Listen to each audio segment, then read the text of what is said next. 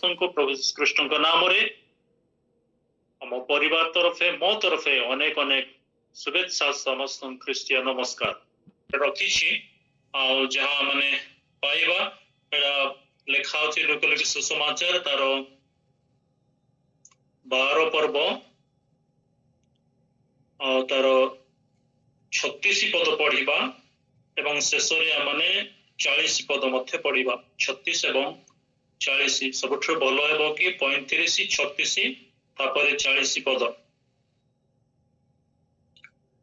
कई जो पढ़िबा चाहिए ताहले पढ़ी दे परिबे लोक लिखि सुसमाचार समस्त को प्रेज द लॉर्ड पढ़ी जीवा माने लोक 12 पर्व 35 36 और 40 तुम्भ मानकर कटी बंधा थाउ और प्रदीप जलु थाउ आउ प्रभु विवाह उत्सव फेरी आसी द्वार अघात करने मात्रे जो लोक माने ताहांक निमंते सेही क्षण द्वार फुटाइबा को अपेक्षा करिथांती तुम माने सेमानक परि होई रही थाओ 40 पद तुम्भे माने मध्य प्रस्तुत होई थाओ कारण जो समय रे तुम्भे माने मने करू नथिबो सेही समय रे मनुष्य पुत्र आसीबे आमेन। प्रभु पठित वाक्य उपरे हमनको आशीर्वाद करंतु जदि बा यहाँ कौन सी भाव नुआ नुहे किंतु हमनकर दैनंदिन जीवन रे अध्ययन करथिबार गोटे अंश अटे दिन प्रतिदिन भाव में जो अध्ययन कर निश्चित भाव में अनेक थर ये अंश को माने पाठ कर माने शिक्षा लाभ कर किंतु प्रभु मो मन प्रेरणा देइछन्ति जहाँ से पदटी रखी थे शुणी वाक्य उपर माने जेपरि मनोयोगी होई ताहा शुणिबा एवं तहिर मध्य माने आशीर्वाद प्राप्त हेबा तो प्रभु को मो धन्यवाद देवी या को एभली भाव में हेडलाइन करछि मनुष्य पुत्र को आगमन निमंते प्रस्तुति हेबा प्रेज द लॉर्ड मनुष्य पुत्र को आगमन निमंते बा प्रभु यीशु कृष्ण आगमन निमंते आपना आपना को प्रस्तुत करिबा जेंति दीदी कहूतिले जे माने प्रस्तुति ईश्वर वाक्य द्वारा ही होई थाओ सबु विषय प्रस्तुति ईश्वर वाक्य रे धार्मिक लोक माने प्रभु लोक माने वाक्य द्वारा ही आम प्रस्तुत होई थाओ तेबे शुणिला परे खुशी लागला कि जाओ से प्रस्तुति पर ही मो विपद कहया चाहूँ कारण ये जो प्रश्न रे जेतेबेले से करूछंती कहिले सेतेबेले से कहउछंती जे विवाह उत्सव बाहुड़ी आसी द्वार रे मारिबा मात्रे जो लोक माने तांको निमंते तक्षणा मन रखिबा तांको निमंते तक्षणा द्वार फिटाइबाकू अपेक्षा रे थांती तुमे माने सेमानक परि होई रही थाओ प्रेज द लॉर्ड तक्षणा एक कथा को मन रखी द्वार रे आघात करिबा मात्रे तक्षणात फिटाइबाकू प्रस्तुत होइथिबा सेही भली भाबरे हमने रहिबा एथिपाई से परामर्श मध्य दउछंती एवं 40 पद रे जहा कहउछंती से जे तुम्हे माने मध्य प्रस्तुत होई था जेतेबेले ए जो 40 पद हमें देखुछु 36 पद जेतेबेले पढुछु सेथिरे केते कम को से कहउछंती एवं 40 पद रे देखुछु आ किसी स्पेसिफिक केते लोकन को से कहउछंती तुम्हें माने मध्य प्रस्तुत होई था जेतेबेले ए शब्दटी सुनुछु नहले ए पदटी आ से स्थान रथिबा कथा केवल 36 पद रे हम समस्त शिक्षा करी बुझी पारि थांतु किंतु 40 पद रे जेतेबेले से कहउछंती ताहले किछि विशेष लोक मानक पय ताहा कहउछंती एहा माने विवेचना करि पारुछु तो जेतेबेले इस विशेष भाव में 40 पद रे जेतेबेले से कहउछंती तुम्हें माने मध्य प्रस्तुत होई था ए कथा कहबा संगे संगे पितर तांको गोटे प्रश्न पचारले ना जो आकि 41 पद रे अछि सेतिरे पितर कहिले हे प्रभु आपण केवल आमानकु ना समस्त को यही दृष्टांत कहु अछंती प्रेज द लॉर्ड हालेलुया पितर हठात तक्षणा शुणिबा मात्रे तांको मनरे गोटे प्रश्न जात होउची एवं से प्रश्न रखुछंती प्रभु को से प्रश्न पचारुछंती हे प्रभु जो कथाटी कहिलो आ से कथा से जो सत्य वाक्यटा केवल आमानकु ना समस्त दृष्टांत कहले एटा जो दृष्टांत से कहउछंती କାହା ପାଇଁ କଥା କହିଲେ, କେତେ ଜଣଙ୍କ ପାଇଁ କହିଲେ, କେଉଁମାନଙ୍କ ପାଇଁ କହିଲେ? ତ ସେତେବେଳକୁ ପ୍ରଭୁ ଯୀଶୁ ଏଇ କଥା କହୁଛନ୍ତି, ଉତ୍ତର ଦଉଛନ୍ତି, ଏଇ ପ୍ରଶ୍ନର ଉତ୍ତର ସେ ଦଉଛନ୍ତି ଯାହା ମାର୍କ ଲିଖିତ ସୁସମାଚାର ତାର 13 ପର୍ବ 37 ପଦରେ। ମାର୍କ ଲିଖିତ ସୁସମାଚାର 13 ପର୍ବ ତାର 37 37 ରେ 13:37 ସେଥିରେ ଯୀଶୁଙ୍କର ଉତ୍ତର କଣ ନା, ମୁଁ ତୁମମାନଙ୍କୁ ଯାହା କହୁଅଛି ତାହା ସମସ୍ତଙ୍କୁ କହୁଅଛି। ପ୍ରେଜ୍ ଦ ଲର୍ଡ, ହାଲେଲୁୟା। ଯୋଉ କଥାଟି, ଯୋଉ ବାକ୍ୟଟି ସେ ଉଚ୍ଚାରଣ କରି କହିଲେ, ତୁମେମାନେ ମଧ୍ୟ ପ୍ରସ୍ତୁତ ହୋଇଥାଅ ବୋଲି ଯେତେବେଳେ କହିଲେ, ପିତର ପଚାରିଦେଲେ କାହା ପାଉ? ଆମକୁ କହିଲେ ନା ଆଉ କାହାକୁ? ଆଉ କେଉଁମାନଙ୍କୁ କହିଲେ? ନା ଯୀଶୁ ସାଙ୍ଗେ ସାଙ୍ଗେ ଉତ୍ତର ଦେଲେ ଯେ ଯାହା କହୁଛି ସମସ୍ତଙ୍କୁ କହୁଛି, ତୁମମାନଙ୍କୁ ଯେପରି କହୁଛି ସେଭଳି ସମସ୍ତଙ୍କୁ କହୁଛି। ତ ଯଦି ସମସ୍ତଙ୍କୁ ବୋଲି ଯେତେବେଳେ ଆମେ ଶୁଣୁଛୁ, ତେବେ 12 ପର୍ବର ସେଇ ଯୋଉ ଲୋକ 12 ତାର 1ରେ ଦେଖୁଛୁ, ଏଥି ମଧ୍ୟରେ ଅସଂଖ୍ୟ ଅସଂଖ୍ୟ ଲୋକ ଏକତ୍ର ହୋଇ ପରସ୍ପର ଉପରେ ମାଡ଼ି ପଡୁଥିଲେ। ଏତେ ଲୋକ ଥିଲେ ଯେ ସେଇ ସମୟରେ ଅସଂଖ୍ୟ ଅଗଣିତ ଲୋକ ଥିଲେ, ପରସ୍ପର ଉପରେ ମାଡ଼ି ପଡୁଥିଲେ। ଏତେ ଭିଡ଼ ଥିଲା। ଆଉ ସେ ଭିଡ଼ ମଧ୍ୟରେ ସେ ଏଇ ବାକ୍ୟ ଉଚ୍ଚାରଣ କରୁଛନ୍ତି କହୁ କହୁ ଯେ ସ୍ପେସିଫିକ ସମସ୍ତଙ୍କୁ ସେ କହିଲେ, କିନ୍ତୁ ପ୍ରେରିତ ଯେଉଁମାନେ ପ୍ରେରିତ ତାଙ୍କର ଅନୁଗାମୀ ହୋଇଛନ୍ତି ସେମାନଙ୍କୁ ଆଉ ଥରେ ସେ ଦୋହରାଇ ଦେଲେ ଯେ ତୁମେମାନେ ମଧ୍ୟ ପ୍ରସ୍ତୁତ ହୋଇଥାଅ। ହାଲେଲୁୟା। କଣ ପାଇଁ? ନା ଯେ ଗୃହକର୍ତ୍ତା ଆସି ଦ୍ୱାରରେ ଆଘାତ କରିବା ମାତ୍ରେ ଦ୍ୱାର ଫିଟାଇ ଦେବା ନିମନ୍ତେ। ଆଉ ଏଇ ଯୋଉ କଥା ସେ କହିଲେ ତାର ତାତ୍ପର୍ଯ୍ୟ କଣ? ନା କହିବାର କାରଣ କଣ? କଣ ପାଇଁ ସେ କହିଲେ? ନା ସେ ଏଇଥିପାଇଁ କହିଛନ୍ତି ଯେ ତାର ଗୋଟେ ପ୍ରଥମ କାରଣ ହେବ ମାର୍କ ଲିଖିତ ସୁସମାଚାର ସେଇ 13 ପର୍ବ 35 ଏବଂ 36 ପଦରେ ଦୁଇଟି କାରଣ ଆମେ ଦେଖିବାକୁ ପାରିବୁ। ପ୍ରଥମ କାରଣ ସେଇ 13:35ରେ, ଅତଏବ କାଳେ ଗୃହକର୍ତ୍ତା ଅକସ୍ମାତ୍ ଆସି ତୁମମାନଙ୍କୁ ନିଦ୍ରିତ ଦେଖିବେ।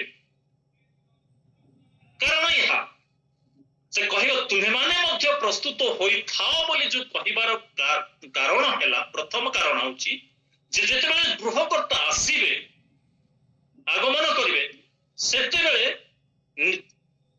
କାଳେ ଗୃହକର୍ତ୍ତା ଯେତେବେଳେ ଆସିବେ ଅକସ୍ମାତ୍, ହଠାତ୍, ତତ୍କ୍ଷଣାତ୍ ଗୋଟେ ନିଦ୍ରା ଅବସ୍ଥାରେ ଦେଖିବେ। ତ ଏଥିପାଇଁ ସେ ସତର୍କ କରାଇ ଦେଉଛନ୍ତି, ଆସି ତୁମମାନଙ୍କୁ ଯେପରି ନିଦ୍ରିତ ଦେଖନ୍ତି। ଏଇଟା ଏଥିପାଇଁ।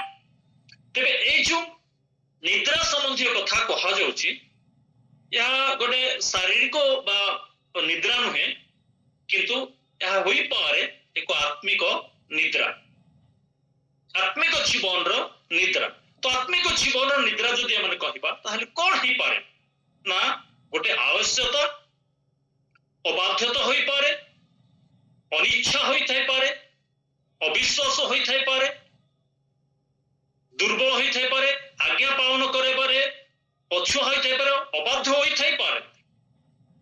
ସେଥିପାଇଁ ସେଇ କଥା କହୁଛନ୍ତି କି କାଳେ ଗୃହକର୍ତ୍ତା ଆସିବା ସମୟରେ ଯେମିତି ତୁମକୁ ନିଦ୍ରିତ ଅବସ୍ଥାରେ ନ ଦେଖନ୍ତି, ଏଥିପାଇଁ ତୁମେ ପ୍ରସ୍ତୁତ ହୋଇଥାଅ। ଯେମିତି ଗୋଟେ ଆତ୍ମିକ ନିଦ୍ରା ବିଷୟ ଯଦି ଆମେ ଚିନ୍ତା କରୁଛୁ, ତେବେ ତା ପଛରେ ଯେତେବେଳେ 36 ପଦକୁ ଦେଖୁଛୁ, ଏଥି ନିମନ୍ତେ ଜାଗ୍ରତ ଥାଅ। ଦ୍ୱିତୀୟ କାରଣ, ସେ ସନ୍ଧ୍ୟାବେଳେ ଆସିବେ କି ମଧ୍ୟରାତ୍ରିରେ ଆସିବେ କି କୁକୁଡ଼ା ଡାକିବା ସମୟରେ ଆସିବେ କି ସକାଳେ ଆସିବେ, ତାହା ତୁମ୍ଭେମାନେ ଜାଣ ନାହିଁ। ଦ୍ୱିତୀୟ କାରଣ ଯେ କେତେବେଳେ ଗୃହକର୍ତ୍ତା ଆସିବେ କାହାକୁ ଜଣା ନାହିଁ, ବିନା ଆମକୁ ମଧ୍ୟ ଜଣା ନାହିଁ। ପ୍ରଭୁଙ୍କୁ ଧନ୍ୟବାଦ ଦଉଛି, ଏଥିପାଇଁ ସେ ଆମକୁ ପ୍ରସ୍ତୁତି କରିବା ପାଇଁ ଚାହୁଁଛନ୍ତି ଯେ ସେ ଆସିବା ସମୟରେ ଯେମିତି ଦ୍ୱାରରେ ମାରିବା ସମୟରେ କିମ୍ବା ସେ ମଧ୍ୟ ଆକାଶରେ ଆସିବା ସମୟରେ ଯେମିତି ଆମେ ନିଦ୍ରିତ ନ ଦେଖାଯାଉ, ଅବହେଳିତ ଜୀବନ ଆମମାନଙ୍କର ଯେପରି ନ ରହିବ, ଅବାଧ୍ୟତାର ଜୀବନ ଯେପରି ନ ରହିବ, ଅକୃତଜ୍ଞର ଜୀବନ, ଅବିଶ୍ୱାସର ଜୀବନ ଯେପରି ନ ରହିବ, ଆଜ୍ଞା ଲଙ୍ଘନକାରୀ ଜୀବନ ଯେପରି ଆମଙ୍କ ଠାରେ ନ ରହିବ, ଏ ଯୋଉ ଆତ୍ମିକ ଦୁର୍ବଳତା ଗୁଡାକ ଆମଙ୍କ ଜୀବନରେ ଯେପରି ନ ରହିବ, ଦୂରୀକୃତ ହେଇଥିବ, ଯେମିତି ଆମେ ନିଦ୍ରିତ ନ ଦେଖାଯାଉ। ତ ଏଥିପାଇଁ ଗୋଟେ ଉଦାହରଣ ଆମେ ନେଇପାରିବା, କାରଣ ଲୁକ ସୁସମାଚାର 12 ପର୍ବ ତାର 16 ରୁ 21, ତ ସେ ସ୍ଥାନରେ ଗୋଟିଏ ପ୍ରକାର ଦୁର୍ବଳତା ଅଛି, ବାହାରେ ତାହା କାହାକୁ ଜଣା ପଡେ ନାହିଁ। ଆଉ ସେ ଜଣେ ଧନୀ ଲୋକ, ତାଙ୍କର କ୍ଷେତରେ ବହୁତ ଫସଲ ହେଇଛି, ସେ ବର୍ଷଟି ଅନୁଗ୍ରହର ବର୍ଷ ହେଇଛି, ବର୍ଷରେ ଯଥେଷ୍ଟ ଫସଲ ହେଇଛି। ତ ସେ ଘରକୁ ଦେଖୁଛନ୍ତି, ତାଙ୍କର ଅମାରକୁ ଦେଖୁଛନ୍ତି, କ୍ଷେତ୍ରର ଶସ୍ୟକୁ ଦେଖୁଛନ୍ତି, ଯେତେବେଳେ ସେ କେତେକ କଥା ମନରେ ଭାବି ନେଉଛନ୍ତି, ମନରେ ସେ ଚିନ୍ତା କରୁଛନ୍ତି। ଆଉ ସେଇଟା ଗୋଟେ ଦିନ ସମୟ ନୁହେଁ, ତାର ପରବର୍ତ୍ତୀ ପଛକୁ ପଛ ଯେତେବେଳେ ଆମେ ଦେଖିବା, ସେ କହୁଛନ୍ତି ରେ ନିର୍ବୋଧ, ଆଜି ରାତି ତୋର ପ୍ରାଣ ତୋ ଠାରୁ ନିଆଯିବ। ଏଇ ଯୋଉ ଶବ୍ଦ ଯେତେବେଳେ ଶୁଣୁଛୁ, ଆଜି ରାତି ବୋଲି ଯେତେବେଳେ ଶୁଣୁଛୁ, ଆଉ ସେଥିପାଇଁ ହୋଇପାରେ ତାହା ରାତ୍ର ସମୟର କଥା। ଆଉ ଯେତେବେଳେ ମନରେ ତାଙ୍କର ଭାବନା ହଉଛି, ଚିନ୍ତା କରୁଛନ୍ତି, ଭାବି ହେଉଛନ୍ତି, ଆଉ ଶସ୍ୟ ଏବଂ ଅମାରକୁ ଦେଖୁଛନ୍ତି, ଯେତେବେଳେ ଅମାର ତାଙ୍କର ଛୋଟ ଅଛି, ଗୋଟେ ପ୍ରକାର ଚିନ୍ତା। ଆଉ ସେଥିରେ ସେ କହିଲେ ରେ ନିର୍ବୋଧ, ଆଜି ରାତିରେ ତୋର ପ୍ରାଣ ତୋ ଠାରୁ ନିଆଯିବ। ତାହେଲେ ତୁ ଯାହା ସବୁ ଆୟୋଜନ କରିଛୁ, ଏସବୁ କାହା ହେବ? ପ୍ରଭୁଙ୍କ ନାମର ଧନ୍ୟବାଦ ହଉ ଯେ ପ୍ରଭୁ କୋଉ ସମୟରେ ଆସିବେ, ଗୃହକର୍ତ୍ତା କୋଉ ସମୟରେ ଆସିବେ କାହାକୁ ଜଣା ନାହିଁ, କିନ୍ତୁ ସେ ଆସିବା ସମୟରେ ଯେପରି ଆମେ ପ୍ରସ୍ତୁତ ହେଇଥାଉ, ଜାଗ୍ରତ ହେଇଥାଉ, ସଚେତନ ହୋଇ ରହିଥାଉ, ଏବଂ ଆମମାନଙ୍କର ମନକୁ ସ୍ଥିର କରି ରଖିଥାଉ। ଆମମାନଙ୍କର ମନ ସାଧାରଣତଃ ଭିନ୍ନ ଭିନ୍ନ ଆଡେ, ବିଭିନ୍ନ ସମୟରେ ଭିନ୍ନ ଭିନ୍ନ ଆଡେ ଗତି କରିଥାଏ, ଜଣା ପଡେ ନାହିଁ। ମନର କଥା, ଭିତରି କଥା, ଅନ୍ତର କଥା, ସେ ଭାବନା ଗୁଡାକ ବାହାରେ ପ୍ରକାଶ ପାଏ ନାହିଁ, କିନ୍ତୁ ମନରେ ଥାଏ। ଯଦି ଏ ବ୍ୟକ୍ତିକୁ ଯଦି ସେ ଦୁଷ୍ଟ ଦାସ ବୋଲି ତାର ପ୍ରାଣ ବିଷୟରେ ସେ କହୁଛନ୍ତି, ତେବେ ମୋ ପରି ଲୋକମାନଙ୍କୁ ଆହୁରି କାହିଁକି ନ କହିବେ? ଆମମାନଙ୍କର ଭାବନାକୁ ଆମେ ଠିକ କରୁ, ସୁଧାରୁ, ଆମମାନଙ୍କର ଚିନ୍ତାଧାରା, ଆମେ ଅନେକ ସମୟରେ ବିଭିନ୍ନ ବିଷୟ ଭାବିଥାଉ, କିନ୍ତୁ ମନେ ରଖିବା ଦରକାର ଯେ ଆମମାନଙ୍କର ଭାବନା ପ୍ରଭୁଙ୍କ ନିକଟରେ ରହୁ।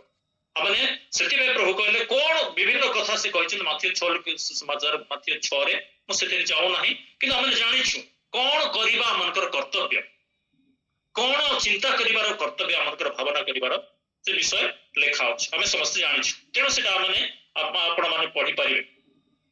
କିନ୍ତୁ ଦୁଇଟି କାରଣ ଆମେ ଦେଖୁଛୁ, ଗୋଟେ ହଉଛି ନିଦ୍ରିତ ଅବସ୍ଥାରେ ଯେପରି ନ ଦେଖନ୍ତି, ଆଉ ଗୋଟେ ହଉଛି କୋଉ ସମୟରେ ଆସିବେ କାହାକୁ ଜଣା ନାହିଁ। ତେବେ ହୋଇପାରେ ସେ ଦିନ ବେଳେ ଆସିପାରନ୍ତି, ସନ୍ଧ୍ୟା ସମୟରେ ଆସିପାରନ୍ତି, ରାତି ସମୟରେ ଆସିପାରନ୍ତି, କୁକୁଡ଼ା ଡାକିବା ସମୟରେ ମଧ୍ୟ ଆସିପାରନ୍ତି। କିନ୍ତୁ ଗୋଟେ ଉଦାହରଣ ଆମେ ନେଇପାରିବା, ମାଥିଓ ସୁସମାଚାର ତାର 25 ପର୍ବ 40 ଏବଂ 41 ପଦ ଯେତେବେଳେ ନଉଛୁ, 2 ଜଣ ସ୍ତ୍ରୀ ଚକି ପେଶୁଥିଲେ। ସନ୍ଧ୍ୟା ସମୟରେ 2 ଜଣ ସ୍ତ୍ରୀ, ସନ୍ଧ୍ୟା ସମୟ ସେଥିରେ ଲେଖା ନାହିଁ, କିନ୍ତୁ ଯଦି ଚକି ପେଶୁଛନ୍ତି, ମିଶିକି ଚକି ପେଶୁଛନ୍ତି, ହୋଇପାରେ ଦିନ ସମୟ, ସନ୍ଧ୍ୟା ସମୟ ହେଇପାରେ, କିମ୍ବା ସକାଳେ ମଧ୍ୟ ହେଇଥାଇପାରେ, କିନ୍ତୁ 2 ଜଣ ସ୍ତ୍ରୀ ଚକି ପେଶୁଥିବେ, ଆଉ ଜଣକୁ ଗ୍ରହଣ କରାଯିବ, ଆଉ ଜଣକୁ ପରିତ୍ୟାଗ କରାଯିବ। 2 ଜଣ ଶଯ୍ୟାରେ ଥିବେ, ହୋଇପାରେ ରାତିରେ ଶଯ୍ୟାରେ ଶୋଇଥିବେ, ଜଣକୁ ଉଠାଇ ନିଆଯାଉଛି, ଗ୍ରହଣ କରାଯାଉଛି, ଆଉ ଜଣକୁ ଛାଡି ଦିଆଯାଉଛି। ଆଉ 2 ଜଣ ହୋଇପାରେ କ୍ଷେତରେ କାମ କରୁଥିବେ, ସକାଳେ ହଳ କରୁଥିବେ, ତ 2 ଜଣଙ୍କ ମଧ୍ୟରୁ ଜଣକୁ ଉଠାଇ ନିଆଯାଉଛି, ଆଉ ଜଣକୁ ଛାଡି ଦିଆଯାଉଛି। କାହିଁକି? ଏଭଳି ଅବସ୍ଥାରେ ସେମାନେ ସତରେ ଏତେ ନିଦ୍ରିତ କି ଜଣକୁ ଉଠାଇ ନେବା ପରେ ମଧ୍ୟ ଜଣେ ଜାଣି ପାରୁନାହିଁ, ଅଜଣା ହେଇକି ରହୁଛି। କି ପ୍ରକାର ଭାବରେ ସେ ଅଜଣା ହେଇ ରହୁଛି? କାରଣ ଆମେ ଦେଖିବା ପାରୁଛୁ ଏ ସ୍ଥାନରେ, ଏହା ଆମେ ବୁଝିବାକୁ ପାରୁଛୁ ଯେ ଅଜଣା କି ପ୍ରକାର ଭାବରେ, କାରଣ ଏତେ ନିଦ କି ସେମାନଙ୍କୁ, ଏତେ କାମରେ ସେମାନେ ବ୍ୟସ୍ତ କି ଜଣେ ଉଠି ସାଙ୍ଗରେ ଯାଉଥିବା ଲୋକ ମଧ୍ୟରୁ ଜଣେ ଯଦି ଉଠି ଯାଉଛି ଆଉ ଜଣେ କଣ ହେଲା କୁଆଡେ ଗଲା ଖୋଜିବାକୁ ନାହିଁ, ତାହେଲେ ସେ କେତେ ବ୍ୟସ୍ତରେ ଜୀବନ ତାର ଅତିବାହିତ କରୁଛି, କେତେ ନିଦରେ ସେ ଶୋଇଛି, କେତେ କାମରେ ସେ ଅଛି। ଏ ଲୋକମାନେ ଆମେ ଇମାଜିନ କରିପାରିବା, ଭାବିପାରିବା। କିନ୍ତୁ ଏଇଭଳି ଭାବରେ ଅଛି ଯେ ସେଇଭଳି ଭାବରେ ସେ ଜଣକୁ ଗ୍ରହଣ କରୁଛି। କାହିଁକି ଗ୍ରହଣ କରିବେ? ଜଣେ ଜଣେ ଲୋକ କାହିଁକି ଯିବ ଆଉ ଜଣେ କାହିଁକି ରହିଯିବ? ନା, ରହିଯିବାର କାରଣ ଏଇଭଳି ଭାବରେ ଯେ କି ରାତ୍ରିରେ ସେଇ ମହାଜନ ଲୋକର ଚିନ୍ତାଧାରା ଯେ ପ୍ରକାର ଥିଲା ସେଇ ପ୍ରକାର ଯଦି ହୋଇଥାଏ, ସେଇ ଭାବନା ଗୁଡାକ ଆମମାନଙ୍କୁ ଈଶ୍ୱରଙ୍କ ରାଜ୍ୟରେ ବା ତାଙ୍କର ଆଗମନ ସମୟରେ ଆମକୁ ଗୋଟେ ପ୍ରସ୍ତୁତି, ଆମର ଠିକ ପ୍ରସ୍ତୁତି ହୋଇନାହିଁ। ଆମଙ୍କର ପ୍ରସ୍ତୁତି ଠିକ ଭାବରେ ହୋଇନାହିଁ। ଯେ ପ୍ରକାର ପ୍ରସ୍ତୁତି ହେବା କଥା ଆଉ ଯେ ପ୍ରକାର ପ୍ରସ୍ତୁତି ହେବା ଦ୍ୱାରା ଆମେ ଖ୍ରୀଷ୍ଟଙ୍କୁ ବା ତାଙ୍କର ଆଗମନରେ ଆମେ ତାଙ୍କ ସହିତ ଭେଟି ପାରିବା, ସେଇଭଳି ପ୍ରସ୍ତୁତି ହୋଇନଥାଇପାରେ। ସେଥିପାଇଁ ଯେ ପ୍ରସ୍ତୁତ ଅଛି ତାକୁ ସେ ଉଠାଇ ନିଅନ୍ତି ଆପଣ ନିକଟରେ ଏବଂ ତାଙ୍କର ଆଗମନରେ ସେ ତାଙ୍କୁ ଭେଟ କରନ୍ତି। ହାଲେଲୁୟା, ପ୍ରଭୁଙ୍କ ନାମର ଧନ୍ୟବାଦ। ତ ଏଇ ସ୍ଥାନରେ ଆମେ ଏଇଭଳି ଭାବରେ ଦେଖିବା ପାରୁଛୁ ଯେ ମାଥିଉ 25 ପର୍ବ ତାର 1 ରୁ 10 ଯେତେବେଳେ ଦେଖୁଛୁ, ଦ୍ୱିତୀୟ ଉଦାହରଣ ଆମେ ଦେଖିପାରିବା। ଆଉ ସେଇ ଉଦାହରଣ ମାଥିଉ 25 ପର୍ବ କହିଲେ ଆମେ ସମସ୍ତେ ସହଜରେ ବୁଝି ପକାଉ।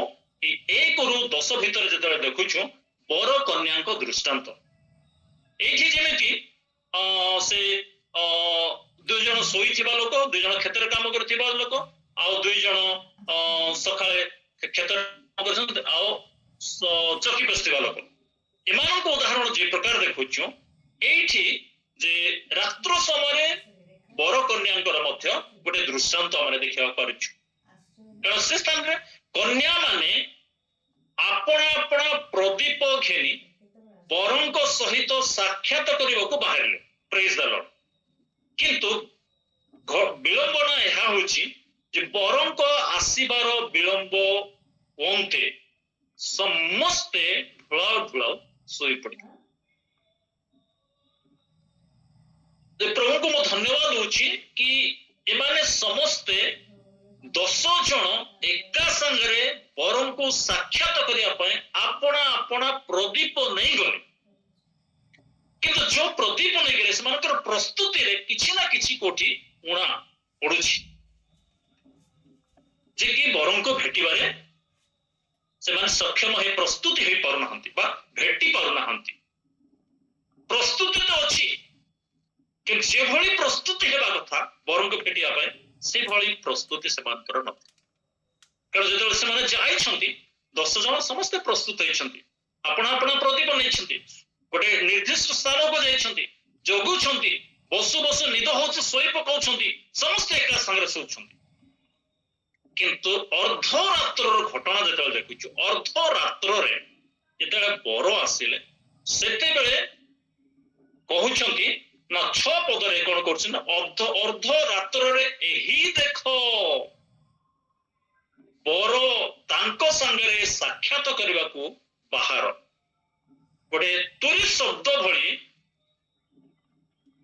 ଗୋଟେ ମାଇକର ଶବ୍ଦ ଭଳି, ମାଇକରେ କହିଲା ଭଳି କେହି ଜଣେ ସେମାନଙ୍କୁ ସତର୍କ କରାଇ ଦେଉଛନ୍ତି, ସଚେତନ କରାଇ ଦେଉଛନ୍ତି, ଯୋଗାଇ ଦେଉଛନ୍ତି। ଆଉ ସେ କହୁଛନ୍ତି ଏହି ଦେଖ ବର ତାଙ୍କୁ ସାକ୍ଷାତ କରିବାକୁ ବାହାର ବୋଲି ଡାକିଲେ। ଏପରି ଯେତେବେଳେ କୋଳାହଳ ହେଲା ସେତେବେଳେ ସମସ୍ତେ ଆପଣା ଆପଣା ପ୍ରଦୀପ ସଜାଡ଼ିବାକୁ ଲାଗିଲେ। କିନ୍ତୁ ଯେଉଁମାନେ ପ୍ରସ୍ତୁତ, ଏଇଠି ଆମେ ଗୋଟେ ପ୍ରକାର ପ୍ରସ୍ତୁତି ଦେଖୁଛୁ ଯେ ପ୍ରସ୍ତୁତିର 2 ପ୍ରକାର ବିଷୟ। ଗୋଟେ ହଉଛି ଯେ ଯେମିତି ସେମିତି ପ୍ରସ୍ତୁତ ହେଇଯିବ, ଅନୁମାନିକ ନାଇଁ ପ୍ରିୟ ଲୋକମାନେ, ଅନୁମାନିକ ହେଇଯିବ, ଚଳିବ, ଚଳିବ ନାହିଁ, ଅନୁମାନିକ କଥା ହେବ ନାହିଁ, ସଠିକ ବିଷୟ ହେବାର ଅଛି। ହାଲେଲୁୟା, ପରଫେକ୍ଟ ବିଷୟ ହେବାର ଅଛି, ଠିକ ହେବାର ଅଛି, ଯେମିତି ବରଙ୍କୁ ଭେଟିଲା ଭଳି ପ୍ରସ୍ତୁତ ହେବାର ଅଛି। ତେଣୁ ସେ ସମୟରେ ଯେତେବେଳେ ଦେଖିଲେ ଯେ ତାଙ୍କର ଦୀପ ଲିଭୁଛି, ପ୍ରଦୀପ ଲିଭୁଛି, ସେତେବେଳେ ସେମାନେ କିଣିବାକୁ ଯାଉଥିଲେ। ସେମାନେ ଯେତେବେଳେ କିଣିବାକୁ ଯାଉଥିବା ସମୟରେ ବର ତାଙ୍କ ଠିକ ସ୍ଥାନରେ ସେ ଆସି ପହଞ୍ଚିଗଲେ। ମାତ୍ର କଥା ଏହା, ଯେଉଁମାନେ ପ୍ରସ୍ତୁତ ଥିଲେ ସେମାନେ ବରଙ୍କୁ ଭେଟିଲେ। ପ୍ରେଜ୍ ଦ ଲର୍ଡ, ହାଲେଲୁୟା। ପ୍ରଭୁଙ୍କ ନାମର ଧନ୍ୟବାଦ ହଉ। ଯେଉଁମାନେ ପ୍ରସ୍ତୁତ ଥିଲେ ସେମାନେ ଗୃହ ମଧ୍ୟରେ ବରଙ୍କୁ ଭେଟିଲେ ଏବଂ ତା ପରବର୍ତ୍ତୀ ସମୟ ଦ୍ୱାର ବନ୍ଦ କରାଗଲା। ଦ୍ୱାର ଯେତେବେଳେ ବନ୍ଦ ହେଇଯାଇଛି ସେଇ ସମୟରେ ସେ ସ୍ତ୍ରୀ ଲୋକମାନେ ଝାଡ଼ ଝୁଡ଼ ହେଇ ଧା ଧପଡ଼ ହେଇକି ଗଲେ ଏବଂ ତେଲ କିଣି ଆଣି ଦୀପ ଜଳେଇ ସେମାନେ ଆଉ ଥରେ ଆସି କବାଟ ବାଡ଼େଇବାକୁ ଲାଗିଲେ, ଦ୍ୱାରରେ ଆଘାତ କରିବା ଲାଗିଲେ, ହେ ପ୍ରଭୁ ଆମମାନଙ୍କ ନିମନ୍ତେ ଦ୍ୱାର ଫିଟାଅ, ହେ ପ୍ରଭୁ ଆମମାନଙ୍କ ନିମନ୍ତେ ଦ୍ୱାର ଫିଟାଅ। କିନ୍ତୁ ଭିତର ଗୋଟିଏ ଶବ୍ଦ ଆସୁଛି, ମୁଁ ତୁମମାନଙ୍କୁ ଜାଣେ ନାହିଁ। ତୁମେମାନେ କିଏ, କେଉଁ ସ୍ଥାନର ଲୋକ, ମୁଁ ତୁମକୁ ଜାଣେ ନାହିଁ। କିନ୍ତୁ ଦୁଃଖର କଥା, ସେମାନଙ୍କର ଯୋଉ ଆଶା ଥିଲା, ତାଙ୍କର ଭାବନା ଯାହା ଥିଲା, ତାଙ୍କର ଚିନ୍ତାଧାରା ଯେମିତି ଥିଲା, ଚଳିବ ଚଳିବ ହେଇଯିବ, ଅନୁମାନିକ ବିଷୟ, ତାହା ବରଙ୍କୁ ଭେଟିବା ନିମନ୍ତେ ସକ୍ଷମ କରେଇ ପାରିଲା। ସେଥିରେ ସେମାନେ ବିଫଳ ହେଲେ ଆଉ ସେମାନଙ୍କ ପାଇଁ ଦ୍ୱାର ଖୋଲା ହିଁ ଗଲା ନାହିଁ। ସେମାନେ ବାହାରେ ରହିଗଲେ। ଆଉ ଯେଉଁମାନେ ବାହାରେ ଥିଲେ ସେମାନଙ୍କର ଅବସ୍ଥା ତ ଆମେ ସମସ୍ତେ ଜାଣୁ। ଆଉ ତା ପରବର୍ତ୍ତୀ ସମୟରେ କେତେ ଘଟଣା ଗୁଡାକ ଘଟିଛି। ତ ଏଇ ସ୍ଥାନରେ ଆମେ ଯେତେବେଳେ ଦେଖୁଛୁ, ସମସ୍ତ ବିଷୟ ଯେତେବେଳେ ଦେଖୁଛୁ ଯେ ତାଙ୍କ ସହିତ ଯେଉଁମାନେ ପ୍ରସ୍ତୁତ ଥିଲେ ସେମାନେ ଭେଟି ପାରିଲେ। ତ ଇଏ ହଉଛି ସେଇ କଥା। କିନ୍ତୁ ଗୋଟେ ସୌଭାଗ୍ୟର ବିଷୟ ଯେ ସେମାନଙ୍କ ପାଇଁ ଯେ ସେ ସ୍ତ୍ରୀ ଲୋକମାନଙ୍କୁ ବା ପ୍ରଦୀପ ନେଇଥିବା ଲୋକମାନଙ୍କୁ ଯୋଗାଇବା ପାଇଁ ଲୋକ ଥିଲେ। ଉଠ ଉଠ, ଯେଉଁମାନେ ନିଦ ଅବସ୍ଥାରେ ନିଦରେ ଶୋଇ ପଡୁଥିଲେ, ଆଖି ବାନ୍ଧି ହେଇଯାଉଥିଲା, ଆଖି ମାନେ ସେମାନେ ଯେମିତି ସେମାନେ ଢୁଙ୍କରାଉଥିଲେ, ଆଉ ସେ ସମୟରେ ଯୋଗାଇବା ପାଇଁ ସେ ସମୟରେ ଲୋକ ଥିଲେ। କିନ୍ତୁ ଯାହା ସେମାନଙ୍କର ପ୍ରକୃତରେ ପ୍ରୟୋଜନ ଥିଲା ତେଲ, ତାହା ସେମାନଙ୍କ ପାଖରେ ନଥିଲା। ଆଉ ଯଦି ସେ ତେଲ କଥା କହିବା, ସେ ତ ପବିତ୍ର ଆତ୍ମାଙ୍କ ବିଷୟ କଥା ନିଶ୍ଚିତ ଭାବରେ। କିନ୍ତୁ ସେତିକି ଯେମିତି ଚଳିବ ନାହିଁ, ପବିତ୍ର ଆତ୍ମାରେ ଆମକୁ ପୂର୍ଣ୍ଣ ଜୀବନ କାଟେ। ପ୍ରେଜ୍ ଦ ଲର୍ଡ। ତ ପ୍ରଭୁଙ୍କ ନାମର ଧନ୍ୟବାଦ। ଯଦି ପ୍ରଭୁଙ୍କର ଆଗମନ ସମୟ କଥା ଯଦି ଆମେ କହିବା, ତାହେଲେ ନିଶ୍ଚିତ ଭାବରେ ତାଙ୍କର ଆଗମନର ଯେମିତି ଆମେ ଭେଟିପାରିବା। କେମିତି ହେବ ତାଙ୍କର ଆଗମନ? ନା ପୁରାତନ ସମୟରେ ନୋହଙ୍କ ସମୟରେ ଯେ ପ୍ରକାର ଘଟିଥିଲା, ମନୁଷ୍ୟ ପୁତ୍ରଙ୍କ ସମୟରେ ମଧ୍ୟ ତଦ୍ରୂପ ଘଟିବ। କାରଣ ସେ ସମୟର ଘଟଣା ଗୁଡିକ ତ ଆମେ ସମସ୍ତଙ୍କୁ ଜଣା। କିନ୍ତୁ ସେଇ ବିଷୟରେ ମୁଁ ଯିବି ନାହିଁ। କିନ୍ତୁ ପ୍ରସ୍ତୁତି ଉପରେ ମୁଁ ଆପଣମାନଙ୍କୁ କହିବା ପାଇଁ ଚାହୁଁଛି ଯେ ଯେଉଁ ସମୟରେ ନୋହ ଆଦି ପୁସ୍ତକ ତାର 6 ପର୍ବ ଯେତେବେଳେ ଆମେ ଅଧ୍ୟୟନ କରୁଛୁ, ସେ ସ୍ଥାନରେ ଆମେ ଦେଖିବା ପାରୁଛୁ ନୋହଙ୍କର ପ୍ରସ୍ତୁତି ଜଳ ପ୍ଲାବନରୁ ଉଦ୍ଧାର ପାଇବା ନିମନ୍ତେ, ରକ୍ଷା ପାଇବା ନିମନ୍ତେ ଗୋଟେ ପ୍ରସ୍ତୁତି ତାଙ୍କର ଜୀବନ। କାରଣ କି ପ୍ରକାର ପ୍ରସ୍ତୁତି? ନା ଈଶ୍ୱରଙ୍କର ନିର୍ଦ୍ଦେଶ କ୍ରମାନୁସାରେ, ଈଶ୍ୱରଙ୍କର ଆଜ୍ଞା ଅନୁଯାୟୀ ବାଧ୍ୟ ହୋଇ ବିଶ୍ୱାସର ସହିତ, ଧୈର୍ଯ୍ୟର ସହିତ, ଆଗ୍ରହ ସହିତ, ଇଚ୍ଛୁକ ମନରେ ଗୋଟେ ପ୍ରସ୍ତୁତି ଆରମ୍ଭ କଲେ। ଆଉ ତାହା କଣ ଥିଲା? ନା ଆଦି 6 ପର୍ବ ତାର 14ରୁ 16 ପଦ ପର୍ଯ୍ୟନ୍ତ, 14ରୁ 16 ପର୍ଯ୍ୟନ୍ତ ସେ ସ୍ଥାନରେ ଲେଖେ ଯେ ଗଫର କାଷ୍ଟର ଗୋଟିଏ ଜାହାଜ ନିର୍ମାଣ କର, ତହିଁର ମଧ୍ୟରେ ନାନା କୋଠରୀ ବନାଇ ତହିଁର ଭିତର ଓ ବାହାର ଝୁଣା ଦ୍ୱାରା ଲେପନ କରି। ହାଲେଲୁୟା, ପ୍ରେଜ୍ ଦ ଲର୍ଡ। ତାହା ଏହି ପ୍ରକାର ନିର୍ମାଣ କରିବ, ଦୀର୍ଘରେ 300 ହାତ, ଚଉଡ଼ାରେ 50 ହାତ, ଉଚ୍ଚରେ 30 ହାତ, ପୁଣି ତାର 3 ମହଲା କରି ବନାଇବ ଏବଂ ଉପରକୁ ଛାତକୁ ଛାଡ଼ି ଗୋଟିଏ ହାତ ଛାଡ଼ି ତଳକୁ ଝରକା ରଖିବ। ହାଲେଲୁୟା, ପ୍ରଭୁଙ୍କ ନାମର ଧନ୍ୟବାଦ। ଯେଉଁ ସମସ୍ତ ଈଶ୍ୱରଙ୍କର ଇନଷ୍ଟ୍ରକ୍ସନ ତାଙ୍କୁ ମିଳିଥିଲା ଜାହାଜ ପ୍ରସ୍ତୁତି ନିମନ୍ତେ, ଆଉ ସେ ସେଇ ପ୍ରକାରେ ତାହା କଲେ। ଝୁଣା ଦ୍ୱାରା ତାକୁ ଲେପନ କରିବ। ସ୍ପେସିଫିକ କେତେକ ବିଷୟ ସେ କହିଲେ। ଗୋଟେ କାଠ ତିଆରି, ଯୋଉ କାଠରେ ତିଆରି ହେବ ସେଟା ହଉଛି ଗଫର କାଠରେ ତିଆରି କରିବ। ହାଲେଲୁୟା। ସେ ସମୟରେ ନୋହଙ୍କ ସମୟରେ ଜଙ୍ଗଲର ଅଭାବ ନଥିଲା, କାଠର ଅଭାବ ନଥିଲା, ଘର ପାଖରେ କାଠର ଅଭାବ ନଥିଲା। କିନ୍ତୁ ଯୋଉ କାଠ କହିଲେ, ସ୍ପେସିଫିକ ଗୋଟେ କାଠ କହିଲେ, ଆଉ ସେଇ କାଠ ଆଣିବା ପାଇଁ ଝୁଣା ଦ୍ୱାରା ତାକୁ ଲେପନ କରିବା ପାଇଁ କହିଲେ। ମାଟି ଦ୍ୱାରା ଲେପନ କରିଦେଇଥାନ୍ତି, ମସଲା ଦ୍ୱାରା କରିପାରିଥାନ୍ତି, ସିମେଣ୍ଟ ଦ୍ୱାରା ତାକୁ ଲେପନ କରିଥାନ୍ତି। କିନ୍ତୁ ପ୍ରଭୁ जानती गोटे प्रस्तुत ए प्रकार प्रस्तुत हेब कारण जल प्लावन उद्धार पाए एवरी पुस्तक अंक विषय लिखाई गोटे परिवार निजर परिवार रक्षा निमंते ईश्वर गोटे प्रत्यादेश पाए भक्ति सहकारी आपण परिवार रक्षा निमंते गोटे जहाज निर्माण कले हालेलुया ताकर ए प्रकार प्रस्तुति थिला जहाज निर्माण रे ए प्रकार प्रस्तुति आ सेई जहाज निर्माण करिबा द्वारा से समय जे से कालर लोक मानक मध्यरे से जल द्वारा से रक्षा पाए किंतु तार परवर्ती समय सेई जल रे जो लोक मानक निकट से प्रचार करथिले प्रस्तुत करथिले सेई लोक मान अविश्वास हेतु जल रे समस्त बुड़ी मले किंतु नोह एवं नोहଙ୍କ परिवार रक्षा पाए प्रेज द लॉर्ड प्रभु नाम रो धन्यवाद हो तो ये भली भाबरे तो तांकर प्रस्तुति होइथिला आदि 19 पर्व जेतले माने देखुछु लोटंकर परिवार पाए गोटे प्रस्तुति होई पारे ताहा प्रस्तुति परि जणा पड़े नाही तेबे मत ईश्वरकर निर्देश ईश्वरकर आज्ञा से मानक पाए थिला जे ईश्वरकर आज्ञा तांक पाए एक प्रकार थिला ना से सदम नगर विनष्ट हेबो सत कथा अग्नि द्वारा ताको विनष्ट करिवे किंतु विनष्ट करिवा पूर्वरु लोटंको प्रभु आज्ञा देले लोट प्राण रक्षा निमंते पळा हालेलुया प्रेज द लॉर्ड प्रभु नाम रो धन्यवाद हो प्राण रक्षा निमंते पळा पछाडु बनाइबन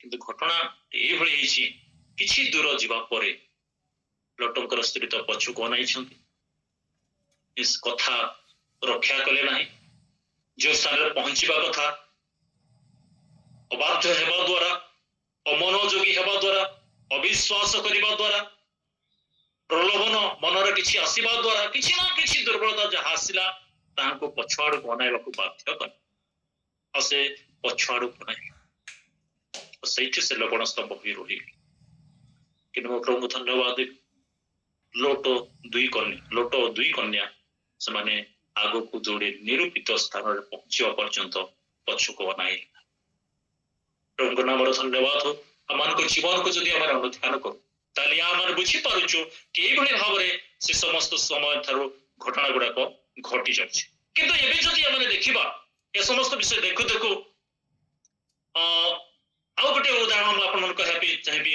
जेटा लूक सुसमाचार 24 पर्व 13 रु 16 से स्थान आपण माने देखबे इमाय ग्राम को जाउथिबा दुई जण से माने तांको सहित थिले मध्य आखि तांकर खोलु नै तांकर आत्मार उत्तप्त होछि जो सुसमाचार बाकी तांको कहउछन्ती से समय तांकर आत्मा उत्तप्त हृदय उत्तप्त होछि एबे मध्य विश्वास कर पर किंतु रोटीर घटना जेतले देखिले सेतबेले 5टा रोटी 2टा माछ एवं 7टा रोटी और अल्प केतिक माछ जा धन्यवाद दे से दे खाई भोजन को भांगी भोजन करबा दैतिले ताहा देखिया पर समानकर चक्षु मुक्त प्रेज द लॉर्ड प्रभु नाम धन्यवाद किंतु मैं एबे आपण मान कहबे चाहिबी प्रस्तुतिकरण प्रस्तुति जहाँ आदि पुस्तक तार 6 पर्व 14 रु 12 जेतबेले देखुछु जल प्लावन रक्षा पाइबा को नहंकर प्रस्तुति हमरे देखिया परछु एवं ईश्वर को जदि आदि पुस्तक 22 पर्व 1 पद रु 12 पद पर्यंत देखिबा ताहेले ईश्वर को उद्देश्य रे बलिदान करबा निमंते अब्राहम कर प्रस्तुति अब्राहम ईश्वर को उद्देश्य रे बलिदान करिया पाए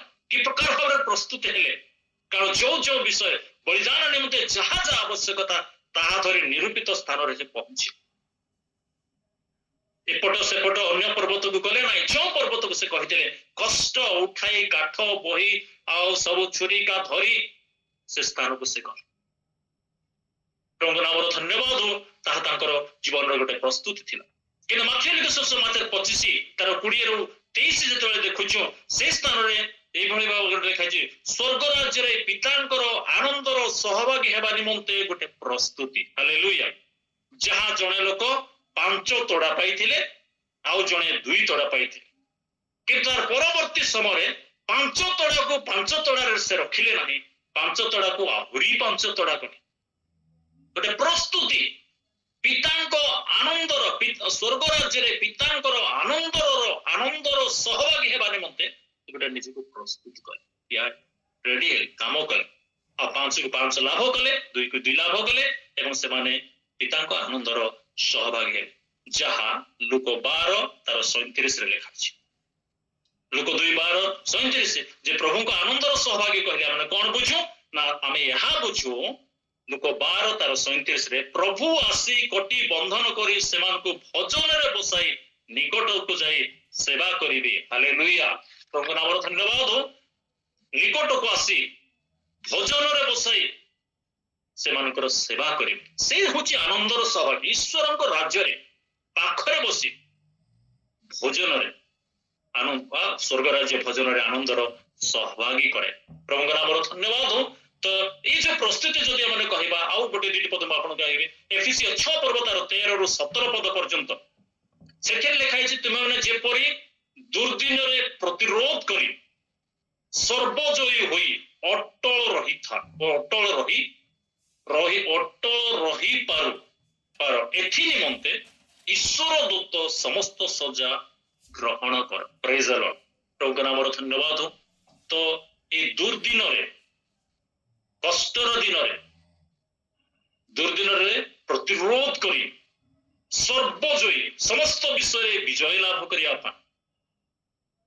विजयी लाभ करी अटल रहिया स्थिर रहिया स्तब्धम बहद रहिया स्थिर रहिया अस्थिर न हेबा ले ईश्वर दूत समस्त सजा ग्रहण करिबा हालेलुया प्रभु नाम धन्यवाद हो ताहा कोन ना जोहन 14:6 एफिसियो 6 से 13 रु 17 देखुछु सेठी कोन लिखिछि सत्य जोहन 14:6 रे यीशु कहले मु सत्य तांको धारण करिबा ख्रीष्टन को वस्त्र रूपे परिधान करिबा कहबो रोमियो 3:22 धार्मिकता ईश्वर दत्त धार्मिकता निजर धार्मिकता नहे कि ईश्वरंकर धार्मिकता को हम ऊपर आनिबा कहबो आमे ईश्वरंकर धार्मिकता रे धार्मिक हेबा को पड़ी सेथिपाए जे धार्मिक से आहुरी धार्मिक हो रोमियो प्रकाशित 22:11 जे धार्मिक से आहुरी धर्माचरण करो जे पवित्र से आहुरी पवित्र पवित्रता बिना ईश्वर को देखि हो ना तेणु धार्मिक आहुरी धार्मिक से हो ए कथा कहउछन्ती लोक 2:10 जेमती सत्यता धार्मिकता एवं सुसमाचार लोक 2:10 आनंदजनक सुसमाचार अविश्वास रूप ढाल आत्मांकर खड़ ईश्वर वाक्य आमे धारण करिबा परिधान करिबा ए समस्त परिधान करिबा जेपरि साधु पौल कहउछन्ती 2 तिमोथी 4:7-8 रे धार्मिकतार मुकुट पाइबा पाए विश्वास रक्षा करिबा कहे प्रेज द लॉर्ड उत्तम युद्धरे प्राणपण करिबा कहेबो निरूपित पथरे शेष पर्यंत दौड़िबा कहेबो जगतर क्षणीय मुकुट पाई नुहे किंतु स्वर्ग रे अक्षय मुकुट पाइबा पाए प्राणपण करी दौड़िबा कहे प्रेज द लॉर्ड प्रभु मन को आशीर्वाद करंतु एवं शेष रे समस्त निवेदन प्रार्थना आत्मा को सहायता हालेलुया प्रभु नाम धन्यवाद हो ए समस्त जेतले माने परिधान करिबा एवं ईश्वरंकर निरूपित पथरे जो पथरे आमने अग्रसर हेउछु यात्रा करिछु एई धार्मिकतार पथरे आमने जाऊ ख्रीष्टन राज्य रे जेपरे माने ताकर आगमन रे मध्य आकाश तांको सब भेटी पारिबा एथिपाय हम समस्त निवेदन प्रार्थना सब आत्मा को सहायता आमेन मरानाथा हे प्रभु शीघ्र आसन्तु प्रभु हम समस्त के संक्षिप्त चिंताधारा उपरे हमन को आशीर्वाद करंतु हमने कहि परिबा मरानाथा अर्थात हे प्रभु शीघ्र आसन्तु किंतु प्रभु तो शीघ्र आसीबे विलंब करिबे नाही किंतु हम जदि प्रस्तुति होइछु जे प्रकार प्रस्तुति अब्राहम कर थिला जे प्रकार प्रस्तुति नहंकर थिला जे प्रकार प्रस्तुति उद्धार पाया पे लोटंकर थिला जे प्रकार प्रस्तुति साधु पौलंकर थिला से कहछन म निरूपित पथरे शेष पर्यंत दौड़ी अछि विश्वास रक्षा करिछि एवं जे प्रकार प्रस्तुति से 5 सुबुद्धि कन्या मान करथे ए दिन मान कर जेमति हमें आत्मिक निद्राळु न हमें अग्रसर विश्वास रे स्थिरतार सहित धार्मिकतार सहित पवित्रतार आगु को बढ़िया पाए प्रभु हम समस्त को आशीर्वाद करंतु आमेन आमेन आमेन आमेन।